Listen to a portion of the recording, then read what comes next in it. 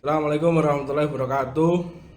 Saya Andi Muhammad Falikuddin Dafa dari program pendidikan PGMI semester 2, PGMIB lebih tepatnya. Di sini saya akan menjelaskan atau memaparkan materi tentang sejarah kodifikasi hadis. Sebelum ke materi inti, kita lebih dahulu membahas tentang apakah itu hadis. Hadis merupakan pedoman kedua bagi umat Islam di dunia setelah Al-Quran, yang tentunya memiliki peranan sangat penting pula dalam disiplin ajaran Islam. Hadis atau yang lebih dikenal dengan sunnah adalah segala sesuatu yang bersumber atau disandarkan kepada Nabi Muhammad SAW, baik berupa perkataan maupun perbuatan. Dengan demikian, keberadaan al-hadis dalam proses kodifikasinya sangat berbeda dengan Al-Quran. Sejarah hadis dan periodisasi penghimpunannya lebih lama dan panjang masanya dibandingkan dengan Al-Quran. Al-hadis butuh waktu 3 abad untuk pengkodifikasiannya secara menyeluruh. Banyak sekali lika-liku dalam sejarah pengkodifikasian hadis yang berlangsung pada waktu itu. Munculnya hadis-hadis palsu merupakan alasan amat kuat untuk mengadakan kodifikasi hadis. Selain itu, kodifikasi hadis ketika itu dilakukan karena para ulama hadis telah tersebar ke berbagai negeri. Dikhawatirkan hadis akan menghilang bersama wafatnya mereka. Sementara generasi penerus diperkirakan tidak menaruh perhatian memelihara hadis, dan banyak berita-berita yang diadakan oleh kaum penyebar bid'ah. Selanjutnya adalah langsung ke materi inti, yaitu kodifikasi hadis dilaksanakan secara resmi.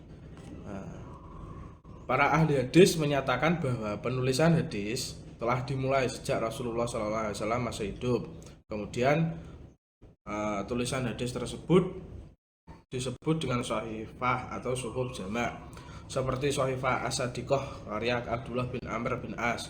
Shahifah ini sampai kepada kita melalui kitab kumpulan hadis karya Ahmad bin Hanbal yang berjudul Musnad.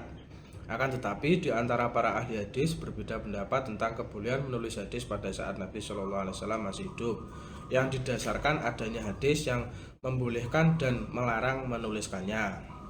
Di antara hadis yang boleh dituliskan adalah yang direwayatkan dari satu, riwayat Abdullah bin Amr bin As, kedua Jabir bin Abdullah bin Amr al-Ansori, ketiga Abu Hurairah ad-Dausi, empat Abu Syah atau Umar bin Sa'ad al-Anmari.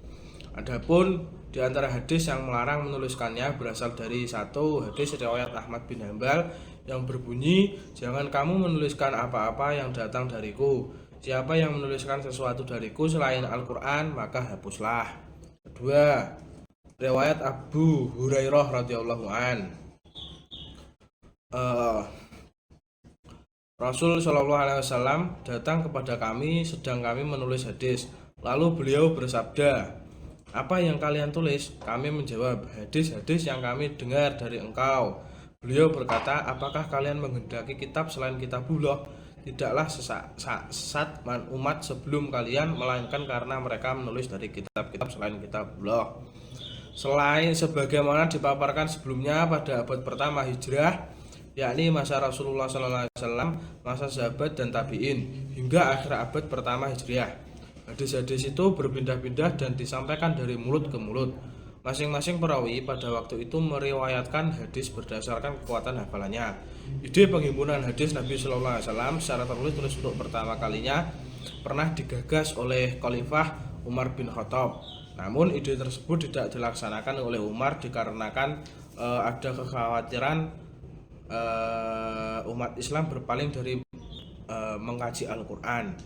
Maka kodifikasi hadis baru secara resmi dilakukan pada zaman Khalifah Umar bin Abdul Aziz.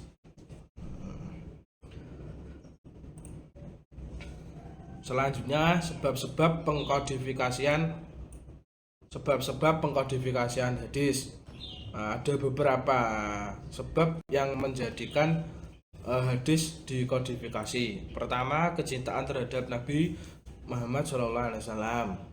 Kedua, munculnya kekhawatiran hilangnya hadis-hadis Rasulullah SAW jika tidak dikumpulkan. Yang ketiga, kemunculan hadis-hadis palsu. Selanjutnya adalah implikasi pengkodifikasian hadis. Implikasi ini adalah sebab-sebab yang muncul ketika hadis itu dikodifikasi. Tentunya dalam hal ini adalah dalam konteks yang positif. Pertama, memudahkan pencarian hukum-hukum syariat, mengingat hadis sebagai sumber hukum Islam kedua setelah Al-Quran. Kedua, memudahkan penilaian hadis karena sebagian hadis sudah diteliti secara mendalam oleh peneliti sebelumnya. Ketiga, terpeliharanya kemurnian tradisi Nabi.